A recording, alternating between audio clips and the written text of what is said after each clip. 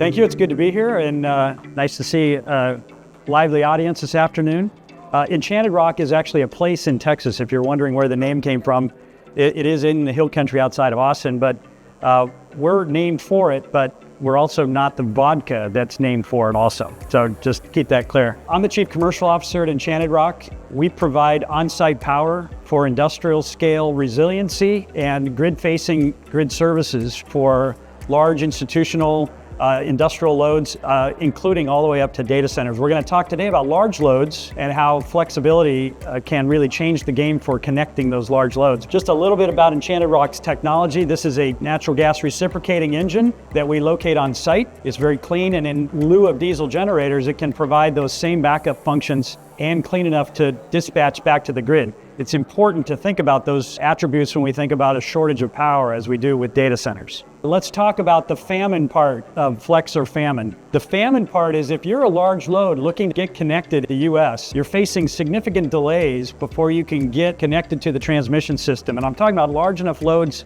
that transmission is your pathway to be connected, 50 megawatts and above.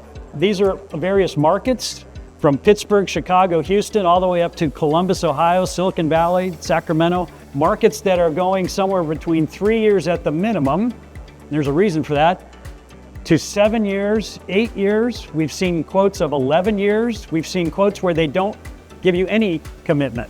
You can't really run a business when you're waiting that long for power. Lots of companies are thinking about alternatives, but why is this even the situation? Well, first of all, 3 years is how long it takes to just build the substation.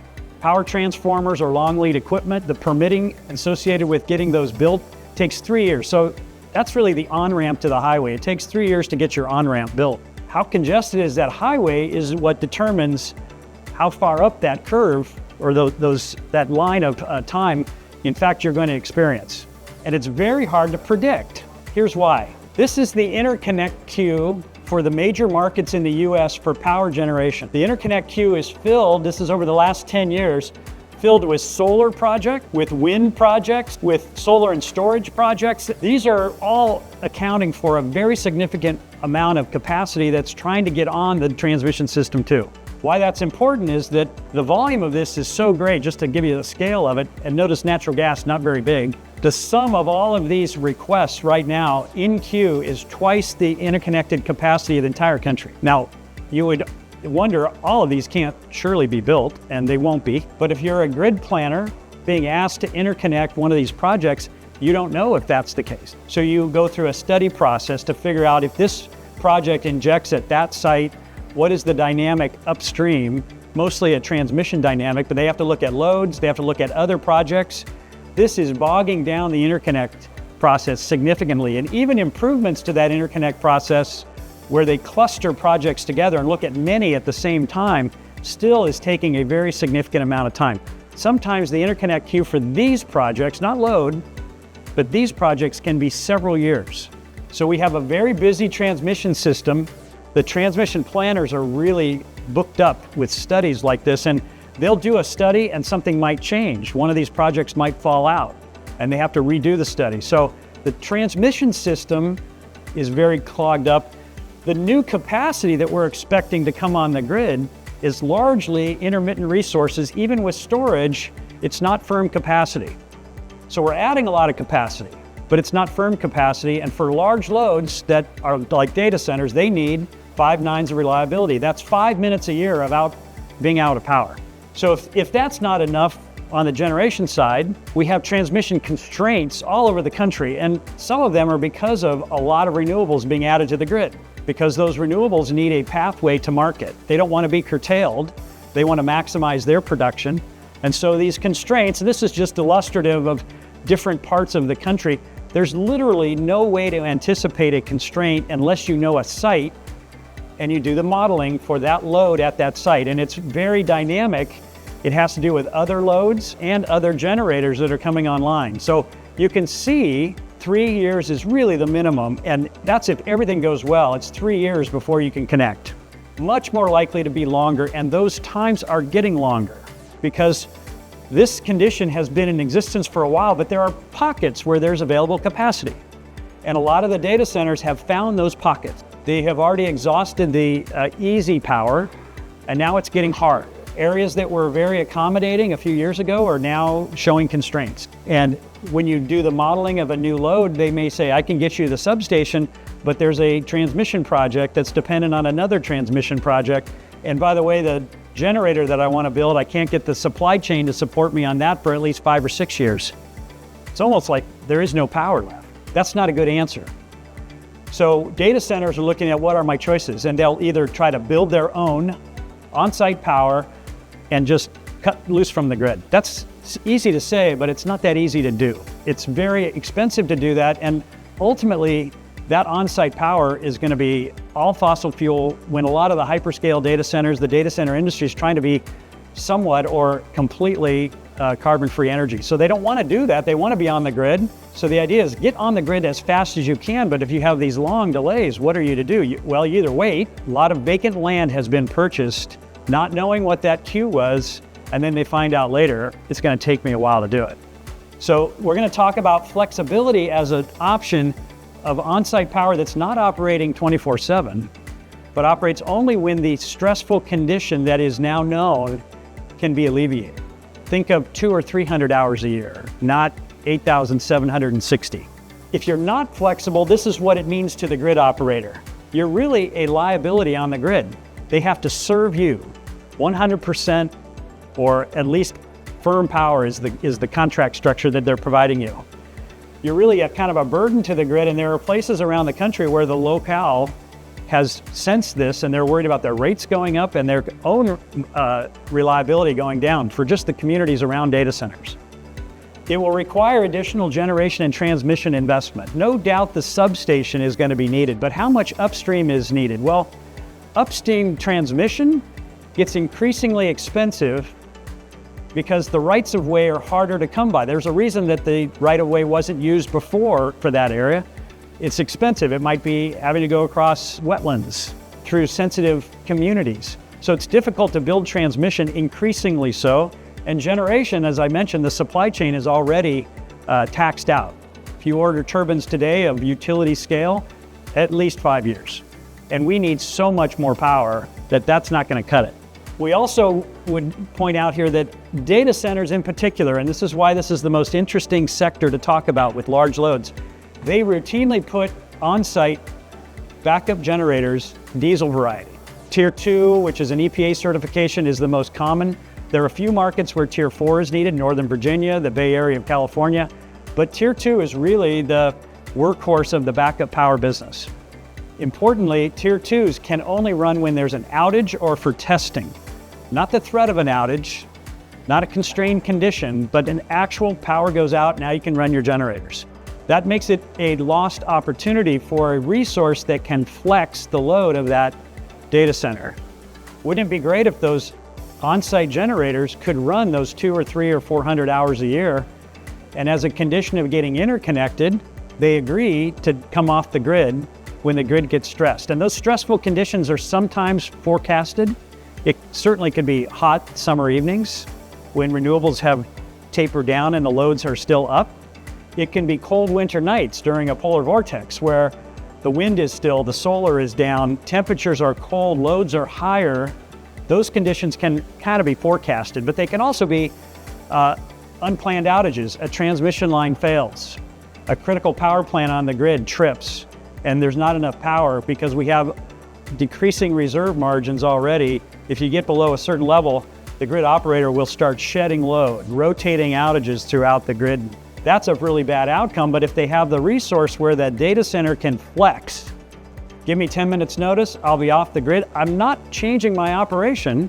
I'm simply self-supplying with generators on site. That's what flexibility means. So you become an asset to the grid. I should point out that these backup power designs always have extra capacity.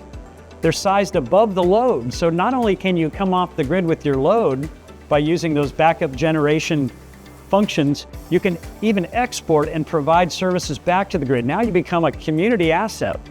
It's just electricity. This is not terribly difficult to envision once you get your mind over, my backup generators should be able to provide those services.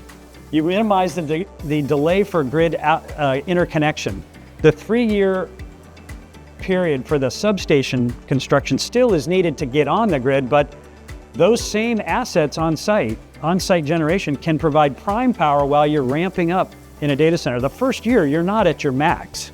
You're occupying those halls. You're starting the workloads to increase. So there's a ramp period. So you can provide even what we call bridge power during that time, waiting for the grid to arrive in 3 years, where you can then be flexible, and the grid operator will answer the question differently. How long will it take me to interconnect?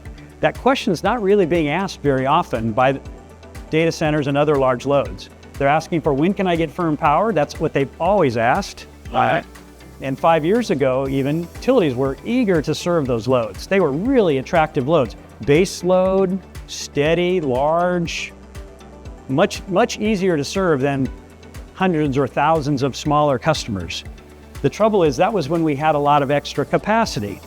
We're retiring assets, so those extra megawatts of capacity are gone or going. And that's what is causing these delays in the grid. So instead of being a liability, be an asset, you can accelerate that grid interconnect. This, I believe, will be the standard for large loads in the future. You will not be able to get a firm interconnect of the scale of a gigawatt that people are talking about. It's just not practical. And it's not necessary to burden the grid with those kinds of loads when you can self-supply those couple hundred hours a year.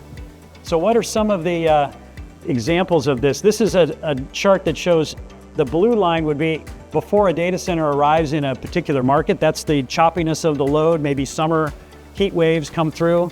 The green line would be once a data center is added. You can see that the available capacity, the red dashed line, means we can't serve you. That's the answer you get. I can't serve you. I've got to go build transmission. I've got to build generation.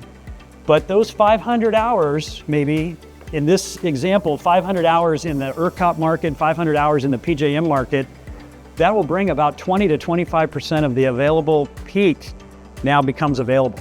You can free up and unlock additional capacity that was always there, but it's there not 100% of the hours. So this is an example, and people are going to start talking now a lot more about, instead of load duration curves, which shows the peak of the loads, it's net load duration. If you net out renewables, that's what dispatchable generation has to solve for. And that curve is going to start flattening, but it's still very steep. Those 20 to 25% of the capacity really is only there to serve those 5% of the hours. There's a study very recently came out by Duke University that highlights this idea of flex. If you haven't seen it, you should look for it. The Nichols School did a study about flexibility and how much capacity there is to unlock.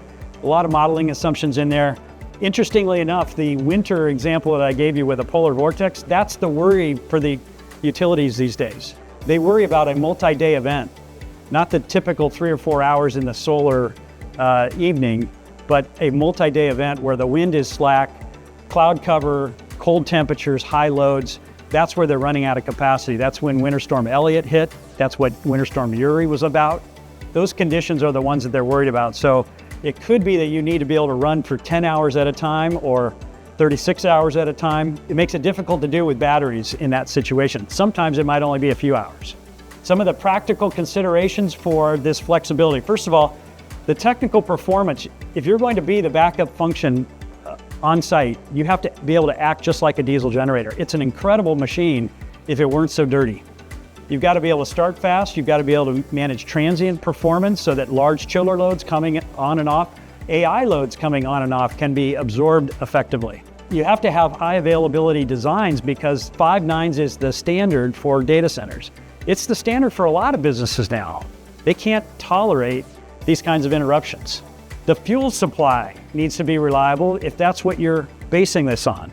So the fuel supply being typically natural gas, it's delivered with underground infrastructure, but you have to be able to buy it right and you have to be able to ensure that it's delivered.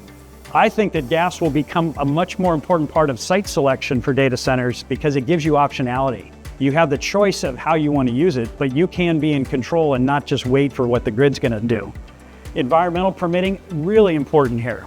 A lot of the technologies that people are putting on site are so much cleaner than diesel, but you have to be able to avoid the Title V air permitting if you're going to accelerate the process. That by itself would otherwise add 6 months to a year to the process.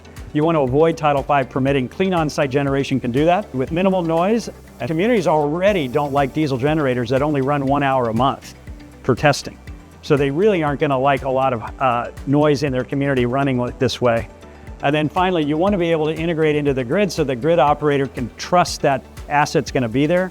When they dispatch it, they can see that it's been operating, what its availability is at any time. These are the success factors, really, if you're going to go down this path.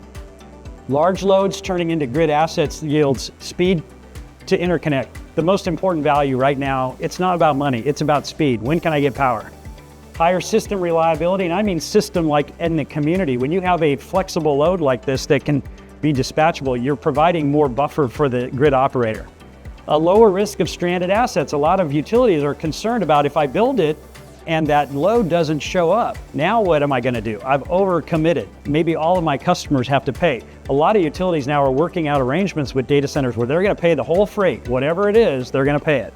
And data centers are happy to do that to avoid this stranded cost argument. Reduced rate impacts are also part of this. If the data center is self-supplying for a lot of these expensive resources that might not be needed, rates can be lower. They can amortize existing investments, and rate pressure is real. In this country, there's a lot of concern about rate pressure. And then finally, it does encourage more renewables integration, which is part of the agenda of the data centers. It's part of the agenda of a lot of the communities too. By having this level of flexibility, you can bring more renewables on, knowing that you can keep the lights on for all customers.